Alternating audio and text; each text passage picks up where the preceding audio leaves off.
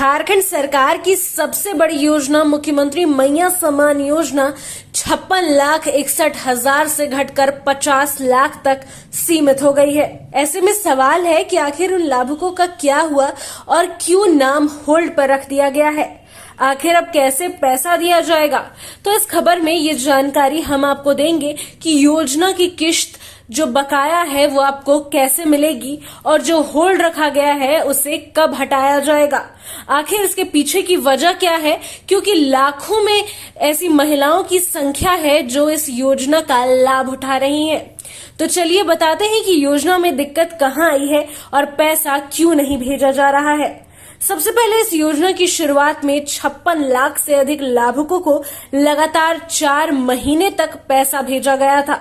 सभी खुश थे। सभी महिलाएं हर माह अपने पैसे की निकासी कर अपने काम करती थीं। कोई बच्चे को पढ़ाने में इस्तेमाल कर रही थी तो कोई अपने घर के काम को निपटा रही थी।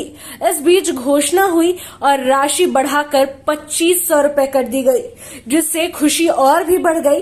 सभी हेमंत सरकार की तारीफ करते नहीं थकते थे। लेकिन शुरुआत में 2 माह तक 2500 रुपए मिले।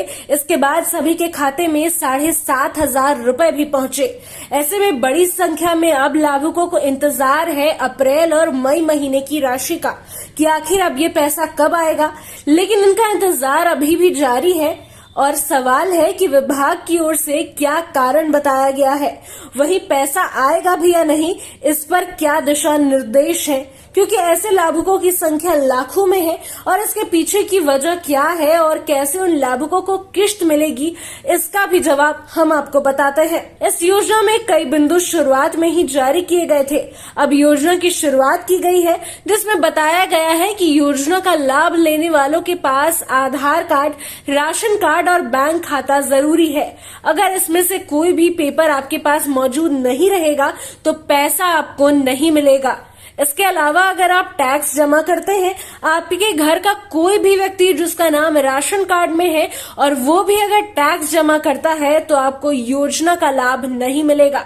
इसके अलावा अगर आपके परिवार में सरकारी नौकरी है या कोई और पेंशन का लाभ मिल रहा है, जैसे कि कोई सरकारी संस्थान से रिटायर हुए हो, तब भी आप योजना का लाभ लेने के लिए पात्र नहीं होंगी। अगर आप इन सभी बिंदुओं को पूरा करती हैं और आपके पास राशन कार्ड है, साथ ही कोई भी टैक्स आप जमा नहीं करती हैं और ना ही कोई पेंशन मिलता है, तब भी अगर पैसे नहीं पहुंच रहे हैं, ऐसे में आपको अपने बैंक में जाकर अपने आधार कार्ड को चेक कराना जरूरी है।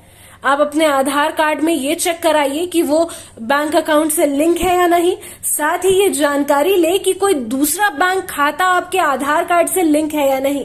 इसकी जानकारी आपको प्रज्ञा केंद्र से भी मिल जाएगी, जिसमें चेक कराया जा सकता है कि आधार कार्ड पर कितने बैंक अकाउंट्स लिंक्ड है। अगर एक से अधिक बैंक खाता है तो योजना की किश्त आपके खाते में नहीं जाएगी।